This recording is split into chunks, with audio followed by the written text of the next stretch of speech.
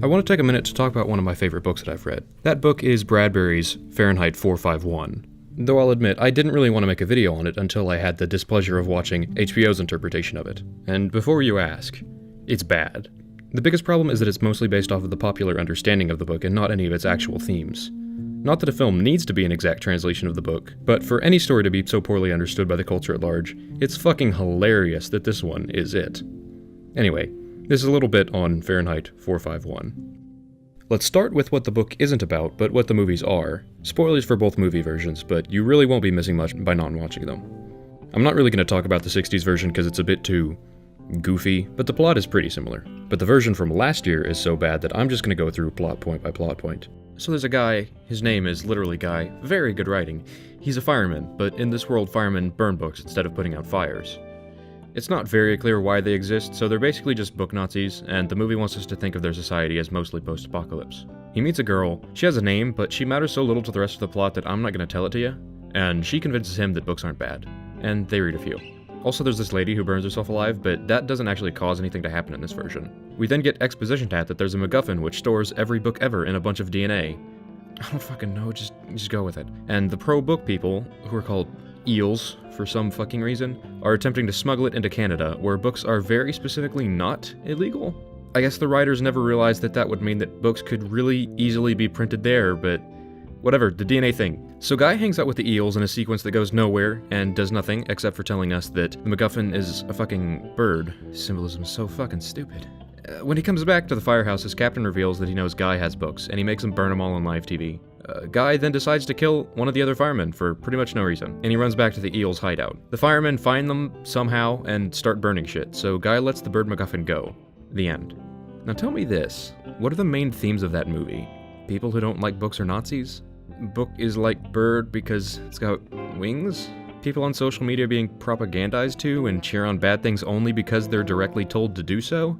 Now you might be a bit surprised, but each one of those themes is fucking stupid and not worth your time. So how are the book's plot and themes less shit? Let me first say that this book is absolutely great and so short that you probably don't have any excuse for not having read it. I got through it very easily in a single night as I was making this video. I highly recommend you go check it out. So in the book version, most of the setup is similar, but the small changes make a big difference. Unlike the movie, books aren't entirely banned. Instead, only a specific list are not allowed, though that list is extremely long. This is meant to hint at the idea that it isn't about the media at all, but that might go over idiots' heads, so they left it out. Guy Montag also has a wife, and most of the start of the book is about how disconnected he feels from her. She's extremely vain and never interacts with him except to tell him to buy a fourth wall-sized television. The girl who's the love interest in the film also shows up, but the only thing that she does is make Guy realize that a feeling of not being alienated is even possible, and she's gone in just a few pages. And it's because of the feeling of alienation from her and most of the other people in the world that he starts stealing books from the fires. Montag's boss also explains a lot of the ideology behind book burning very explicitly.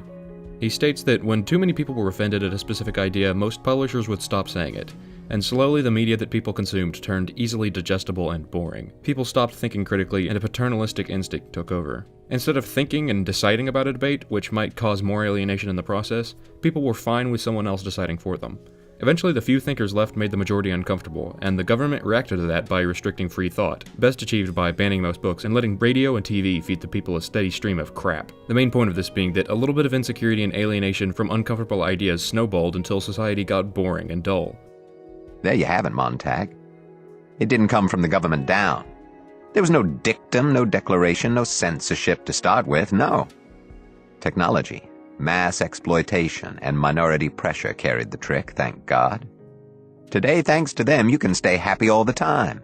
There's also the slight minor detail that the entire fucking story leads up to and ends with a nuclear apocalypse, which I guess was cut because it would make people feel uncomfortable.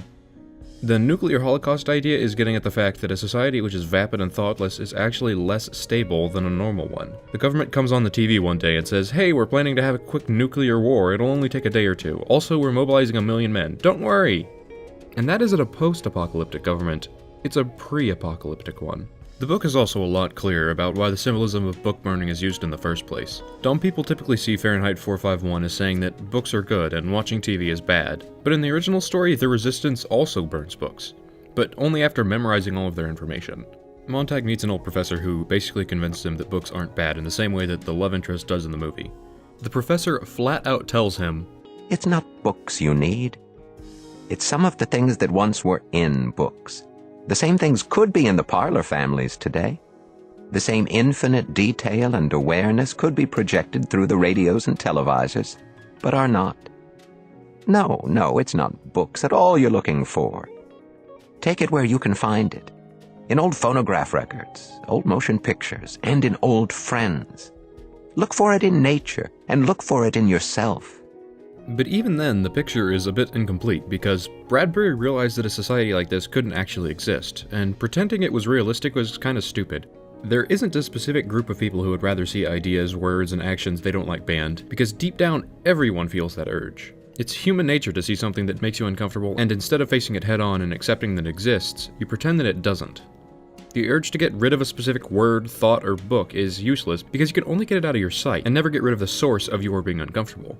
Almost the entire point is that there's no logic to book burning, and it's really just a knee-jerk reaction, albeit an extremely understandable one. What is fire? It's a mystery.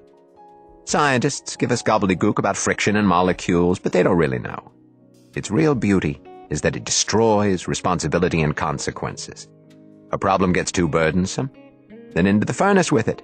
The biggest irony in the book version is that just after this quote, Guy doesn't kill a random coworker. In fact, he kills the exact same captain that tells him this. F451 is really a story about not rushing through life and not allowing a bit of discomfort to get the better of you. I will leave you off with a bit from Bradbury's afterword, in which he describes changes that he made when the book was adapted into a play, but he was a bit too scared to put into the book for the fear that it might make him a bit of a book burner too. Beatty came farthest out of the wings in answer to my question, how did it start? Why did you make the decision to become fire chief, a burner of books? Beatty's surprising answer came in a scene where he takes our hero Guy Montag home to his apartment. Entering, Montag is stunned to discover the thousands upon thousands of books lining the walls of the fire chief's hidden library. Montag turns and cries out to his superior, "But you're the chief burner. You can't have books on your premises." To which the chief, with a dry, light smile, replies, "It's not owning books that's a crime, Montag. It's reading them." Yes, that's right. I own books, but don't read them.